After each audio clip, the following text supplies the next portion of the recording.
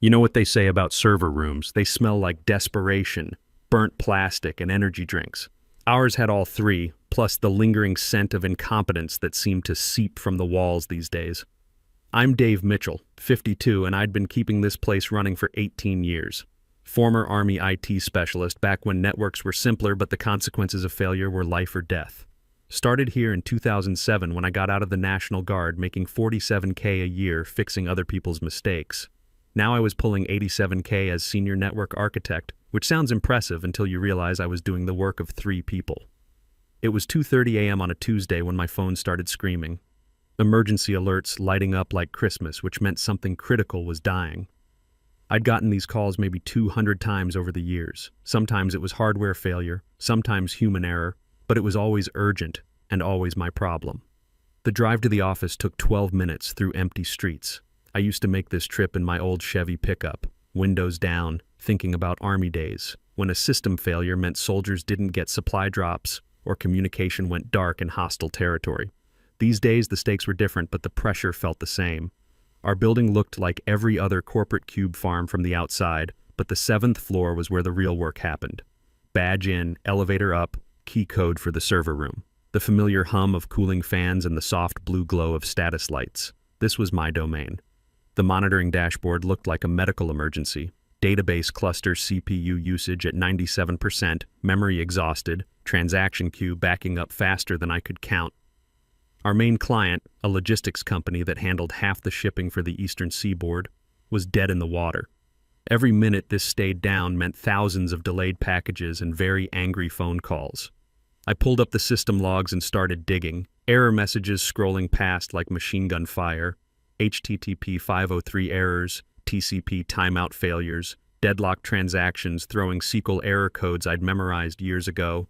But buried in all that noise was a pattern. A memory leak in some new optimization code that nobody had bothered to stress test before deploying. The fix took 3 hours. First, I had to isolate the problematic process without bringing down the entire cluster. That meant carefully routing traffic through backup systems while I patched the primary servers. Then came the database cleanup, purging corrupted transactions, rebuilding indexes, verifying data integrity through SNMP monitoring protocols. Army training kicks in during times like this. Methodical, systematic, double-check everything. By 5:45 a.m., all systems were green. Transaction queue cleared, response times back to normal, monitoring alerts silent. I documented everything in the incident report. Root cause analysis, resolution steps, recommendations for preventing. Future occurrences. Standard operating procedure, even though I knew nobody would read it. The overnight security guard, an older guy named Bill who always brought me coffee during these late-night sessions, stopped by around 6 a.m. Another all-nighter, Dave? Just keeping the lights on, Bill. Company's lucky to have you.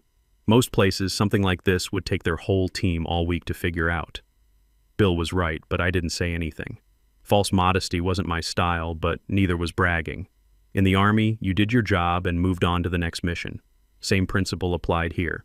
I grabbed a shower in the executive bathroom, one of the perks of being essential personnel, and changed into the spare clothes I kept in my desk drawer. By 8:30 a.m., I was sitting at my workstation with fresh coffee, reviewing system performance metrics to make sure everything was stable. That's when Brandon Montgomery made his entrance.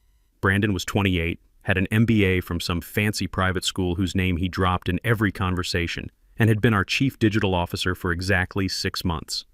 He also happened to be CEO Richard Montgomery's nephew, though the family resemblance was mostly limited to the same entitled expression and the belief that confidence could substitute for competence. He strolled into the office at 9 a.m. sharp with his usual Starbucks venti something or other, and that smirk that made you want to check your retirement account balance just to feel better about something. Most of the day shift was just arriving and the overnight crew had already headed home. Just me, sitting at my desk, looking at him like he'd grown a second head. "Great work handling that little hiccup this morning, team," Brandon announced to the mostly empty office. "Little hiccup." I stared at him over my coffee mug. "Crisis management is all about staying calm and delegating effectively," he continued, adjusting his tie like he was posing for a LinkedIn photo. "That's the kind of proactive leadership we need around here." I wanted to ask him what exactly he'd delegated from his bed at 3 a.m., but I kept my mouth shut. This was the same guy who'd asked me last month if we could just migrate everything to the cloud and seemed genuinely confused when I explained that our legacy systems had about 200 custom integrations that couldn't just be copy-pasted to Amazon Web Services. The thing about guys like Brandon is they're not stupid, exactly. They're just dangerous. Smart enough to use the right buzzwords, connected enough to avoid consequences, but clueless enough to break things they don't understand. In the Army, we had a word for officers like that. Actually, we had several words, but most aren't appropriate for polite company. Brandon had been making changes since he arrived. Big changes. He brought in a digital transformation consultant named Jessica, who charged $400 an hour to tell us we needed to leverage synergies and optimize our tech stack. She'd spent 2 weeks interviewing everyone, taking notes on her iPad, and producing a 47-page PowerPoint deck that could be summarized as fire the old guys and hire cheaper people. The writing was on the wall, but I figured I had time. Companies don't usually get rid of the guy who fixes their problems at 3 a.m. I'd been running Guardian, my comprehensive system monitoring and auto repair suite, in the background for 4 years. It prevented hundreds of outages, caught security intrusions before they became breaches, and saved the company millions in downtime costs. Brandon's team had no idea it existed. I was wrong. Over the next month, Brandon started implementing his optimization strategy. First to go was Andy Rivera, our database administrator who'd been with the company for 14 years. Andy was 49, knew our systems inside and out, and had the annoying habit of asking Brandon to explain his technical decisions in detail. "We're transitioning to a more agile, cloud-native approach," Brandon told him during the termination meeting. "Your skill set is more aligned with legacy infrastructure." Legacy infrastructure. That was Brandon's speak for old and expensive. Andy had built most of our database architecture from scratch, optimized it through 3 major upgrades, and could troubleshoot problems that would take a team of consultants weeks to figure out.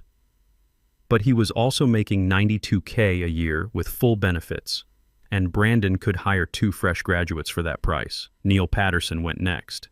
Neil was our infrastructure director, 54 years old with a background in telecommunications going back to the days when network cables were actually thick yellow things you could trip over. He'd seen every type of system failure imaginable and had the institutional knowledge that you can't learn from YouTube tutorials. "Nothing personal, Neil," Brandon said. "We're just pivoting to a more dynamic workforce model."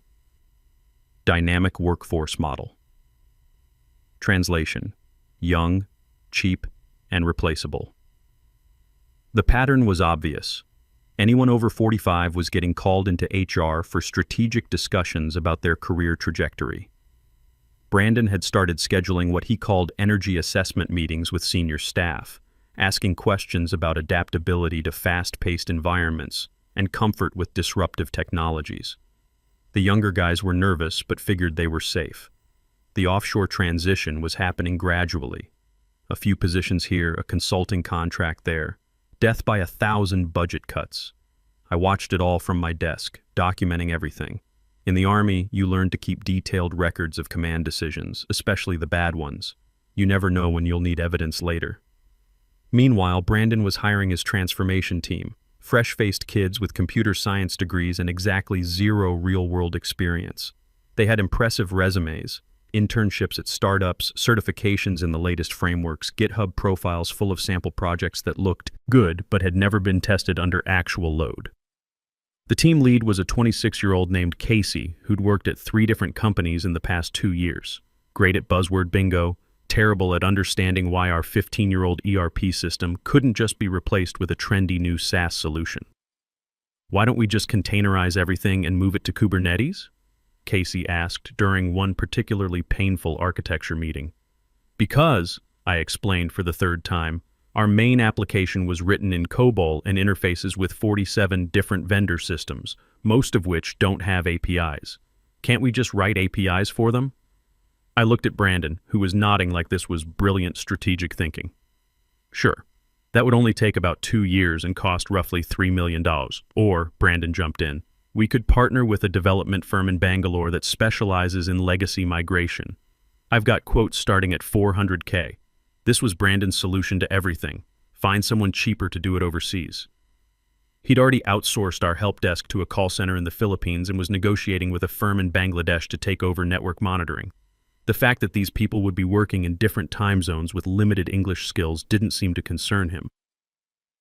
"Dave, I know change is hard for people with traditional thinking," he said after the meeting, "but we can't let outdated approaches hold back innovation." Traditional thinking. I was born in 1972, which made me Gen X, but I didn't bother correcting him.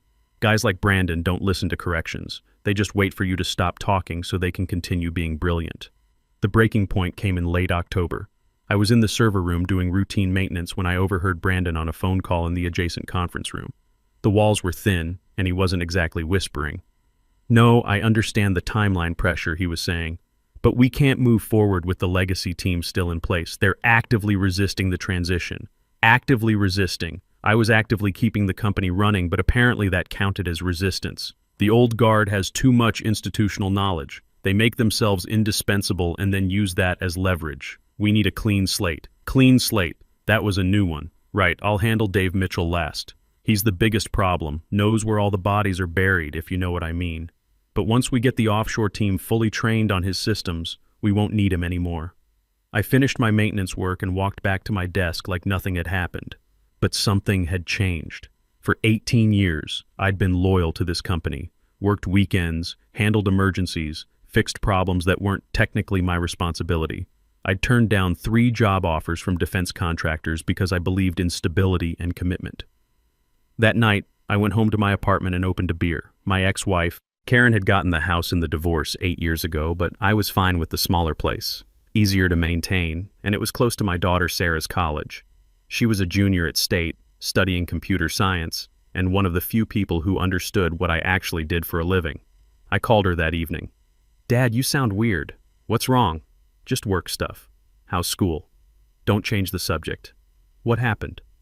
Sarah had always been able to read me. Smart kid, probably smarter than me.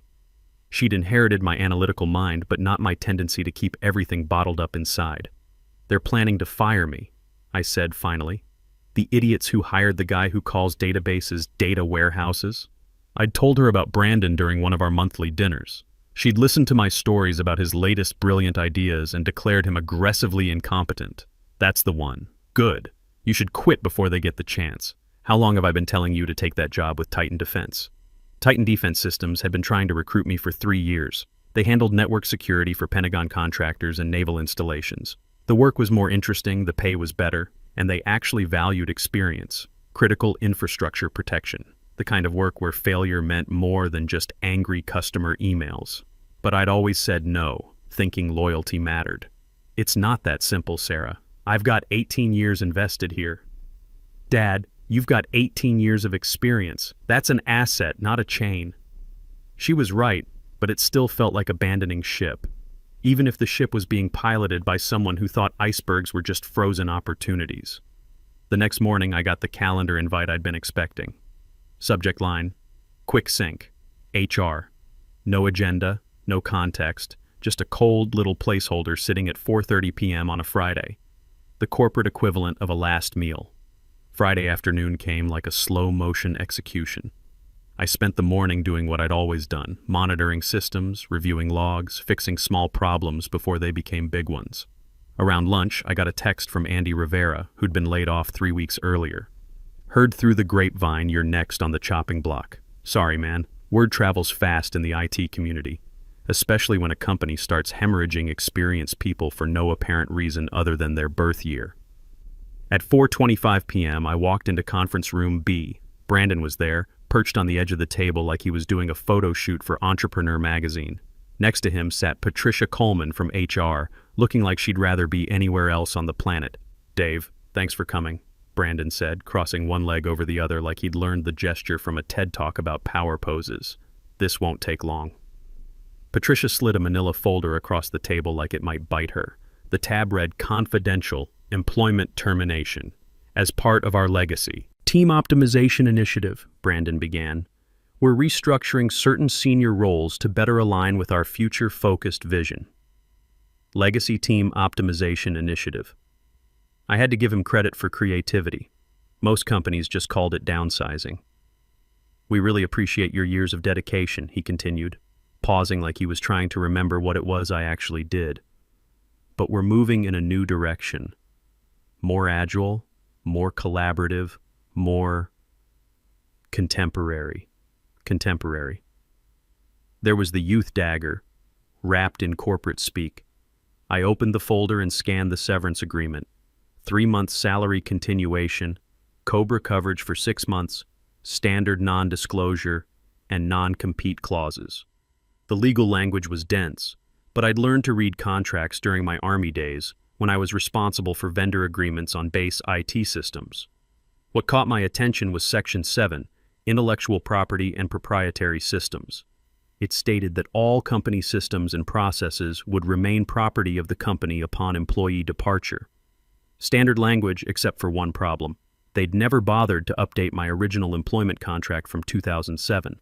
Back then, the company was smaller and desperate for experienced people. My contract specifically granted me ownership of any original code or systems developed outside normal work parameters, using personal time and resources. The legal department had insisted on this clause to avoid paying overtime when I worked nights and weekends. Over the years, I'd written dozens of custom scripts and monitoring tools, database optimization routines that ran every night to prevent corruption, network monitoring agents using SNMP protocols that caught intrusion attempts before they became breaches, automated failover procedures that kept systems running during hardware failures, all developed on my own time, using my own equipment, because I was tired of being called at 3 a.m. to fix problems that could be prevented. The crown jewel was Guardian, my comprehensive system monitoring and auto repair suite. It had been running quietly in the background for 4 years, preventing hundreds of outages and saving the company millions in downtime costs. The system monitored everything from CPU temperature to network traffic patterns, automatically routing around failed components and triggering TCP health checks when services became unresponsive. Brandon's team had no idea it existed. "Any questions?" Brandon asked, flashing that smile he probably practiced in the mirror. I looked at him for a long moment. "Just one. How long do I have to transfer my proprietary systems?" He blinked. "Your what?" I stood up, unplugged my security badge from its lanyard and placed it on the table like a chess piece claiming checkmate. "My intellectual property, the monitoring systems, auto-repair scripts, database optimization routines, they're mine, not the company's. I'll need to properly transfer ownership before my access is revoked." Patricia's face went pale. She was probably the only person in the room who understood the legal implications of what I'd just said. "What systems?" Brandon asked. "The ones keeping your servers from catching fire," I said. "But don't worry, I'm sure your offshore team has everything under control." I signed the termination papers, shook Patricia's hand, and walked out without another word.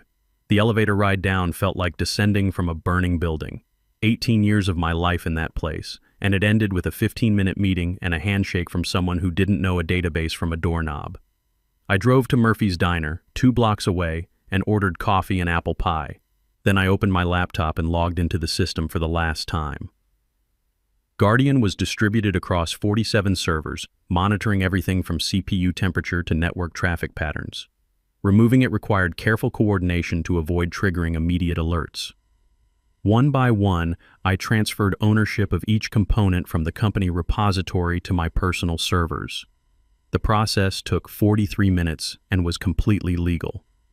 The database optimization scripts took another 20 minutes.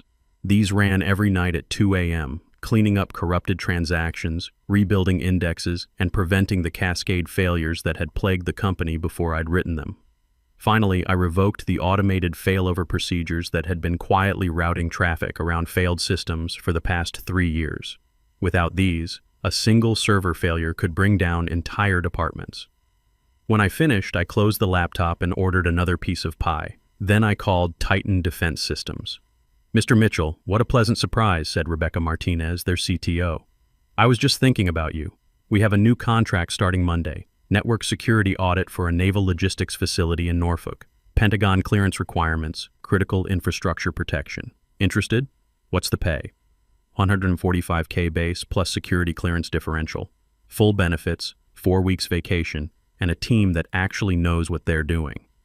I thought about Brandon's comment about traditional thinking. "When do I start?" "How about Monday morning? We'll handle all the paperwork. You've got a deal." I hung up and sat back in the diner booth, watching traffic pass by on the street. For the first time in months, I felt something I'd almost forgotten: anticipation instead of dread about going to work. My phone was quiet for exactly 47 minutes. Then it started buzzing. Over the next 18 hours, the automated systems I'd built began their slow decline. Without Guardian monitoring CPU temperatures and memory usage, small performance issues went undetected. Database optimization scripts that normally ran at 2 a.m. simply didn't execute, leaving corrupted transactions to pile up. Automated failover procedures that had been silently routing traffic around problematic servers stopped functioning. First text was from Casey, the young team lead. "Hey Dave, weird question. Database response times seem really slow today." Then Patricia from HR. "Dave, quick question about some technical documentation you might have." Then Brandon himself. "Dave, hope you're well. Could you give me a call when you get a chance?" I turned the phone face down and finished my pie. They'd figure it out eventually, or they wouldn't. Either way, it wasn't my problem anymore. Around 8 p.m., I drove past the office building one last time. Most of the lights were still on, which was unusual for a Friday night. I imagined Brandon and his transformation team staring at error messages they couldn't understand, trying to figure out why systems that had been running smoothly for years were suddenly throwing HTTP 503 errors and database timeout codes. The beautiful thing about Guardian was that nobody knew it existed. It had been invisible, working quietly in the background, preventing problems before they became emergencies. Now that it was gone, every small issue would cascade into a major failure over the coming days. I went home, grilled a steak, and opened a beer. Monday, I'd start a new job with people who understood that experience wasn't a liability. Tonight, I was going to enjoy watching 18 years of frustration finally pay dividends. Monday morning started with 23 missed calls and 47 text messages. I ignored them all and drove to my first day at Titan Defense Systems. Their office was nothing like my old workplace. Clean, modern, but with a serious atmosphere that reminded me of military installations. No open-concept nonsense or ping-pong tables, just professionals who understood that national security wasn't a game. Rebecca Martinez met me in the lobby at 7:30 a.m. sharp. Mid-40s, former Navy, with the kind of competence that didn't need to advertise itself. "Welcome aboard, Dave. Ready to do some real work?" The team was everything I'd hoped for. Engineers with actual experience, military contractors who'd seen systems fail under combat conditions, cybersecurity specialists who understood that flashy presentations don't stop hackers. During my first meeting, when I mentioned concerns about protocol implementation, people took notes instead of rolling their eyes. Around 10 a.m., my personal phone started ringing. Brandon's number. I let it go to voicemail. "Dave, it's Brandon. Look, some systems seem to be having issues, and the offshore team is still getting up to speed. Could you give me a call? Nothing urgent, just want to pick your brain about a few things." Nothing urgent. Right. By noon, I had 3 more voicemails from Brandon, 2 from Patricia and HR, and 1 from CEO Richard Montgomery himself. I was in the middle of reviewing security protocols for the Norfolk Naval Facility when Rebecca stopped by my desk. "Everything okay? Your phone's been lighting up all morning. Former employer having some technical difficulties." She raised an eyebrow. The kind that happens when you fire your most experienced people? Something like that. "Well, their loss is our gain. How's the Norfolk assessment coming?" I showed her my preliminary findings, 17 potential security vulnerabilities in their current network configuration, along with detailed recommendations for improvement. Real work with real consequences if we got it wrong. Excellent. The Admiral's going to love this level of detail. Around 2 p.m., Andy Rivera called. He'd been laid off a month ago, but still had friends inside the company. "Dave, you need to see what's happening over there. It's like watching a nuclear meltdown in slow motion." "Tell me." "Started yesterday evening. Email system crashed overnight. Customer portal's been down since 11 a.m. The payment processing gateway is throwing error codes nobody can understand. Casey's been running around like his hair's on fire, trying to get the offshore team to fix things they've never seen before." "What about Brandon?" "Locked in his office, probably updating his LinkedIn profile. Word is the CEO's flying back from vacation to handle the crisis personally." The cascade was happening exactly as I'd expected. Without Guardian's monitoring and automated repairs, small issues were compounding into major failures. The database corruption I'd been preventing nightly was spreading through the system like cancer. That evening, I had dinner with Sarah at our usual place near campus. She was excited about her internship application to Titan Defense. Having a father who worked there didn't hurt her chances. but her grades and programming skills would get her the position. So how was day one at the new job? Professional, competent, refreshing. And the old job? I told her about the calls and messages I'd been ignoring all day. She laughed, the kind of laugh that made me proud I'd raised someone with such a clear sense of justice. Let me guess. They want you to come back and fix everything for free? Probably. Are you going to? What do you think? I think they made their choice when they decided experience was a liability. Now they get to live with the consequences. Smart kid. Tuesday brought escalation. The first news article appeared on TechCrunch. Major logistics software provider experiences extended outage. The piece was short on details, but mentioned that several major shipping companies were reporting delays due to system failures at an unnamed technology partner. My old company's stock price dropped 12% in morning trading. The company that had been valued at $120 million just 6 months earlier was hemorrhaging value as fast as it was losing customers. Brandon called 6 times. I answered on the 7th. Dave, thank God. We really need your help here. Hello, Brandon. How's the digital transformation going? Look, I know how Friday ended, but maybe we can work something out. Consulting arrangement, very generous terms. How generous?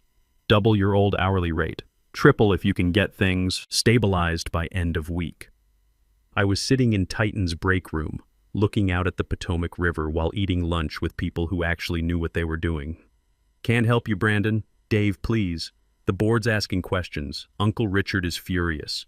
The offshore team says they need more time to understand the systems. How much more time? They're saying maybe 6 months to fully replicate your whatever it was you were doing. 6 months. By then, the company would be bankrupt or acquired by competitors at fire sale prices. That's unfortunate. Have you tried turning it off and on again? Dave, I'm begging you. Name your price. It's not about money, Brandon. See, I just accepted a position with Titan Defense Systems. We handle cybersecurity for military installations and Pentagon contractors. Very sensitive work. Can't risk my security clearance by getting involved in whatever mess you've created. The silence lasted about 10 seconds. Security clearance? TS-SCI, maintained through my National Guard service. Titan's been trying to recruit me for years, but I was loyal to you guys. Funny how things work out. I hung up before he could respond. Wednesday brought congressional attention. A House subcommittee on cybersecurity had noticed that several defense contractors were experiencing supply chain disruptions due to the ongoing systems failure. When critical infrastructure starts failing, people in Washington pay attention. By Thursday, the acquisition rumors started. 3 different private equity firms were reportedly circling, looking to buy the company's assets at a steep discount. The offshore team had managed to restore email functionality, but the core business systems remained unstable. Every day brought new cascade failures as systems that had been quietly interdependent began failing in sequence. Friday afternoon, exactly 1 week after my termination, I got a call from a number I didn't recognize. Mr. Mitchell, this is Thomas Baker from Hartwell & Associates. We represent the acquisition team interested in your former employer. Would you be available for a consultation regarding systems integration? What kind of consultation? We understand you designed many of the critical systems currently experiencing difficulties. We'd like to discuss bringing you on board to oversee the technical transition. At what rate? $200 per hour, plus equity participation in the acquisition vehicle. I thought about it for exactly 3 seconds. Thanks, but I'm happy where I am. Though I could recommend some good people who might be available. Such as? Andy Rivera, Neil Patterson, and about a dozen other experienced engineers who were recently laid off for being legacy-minded. They're probably available. 2 weeks later, I saw the headline in the Wall Street Journal.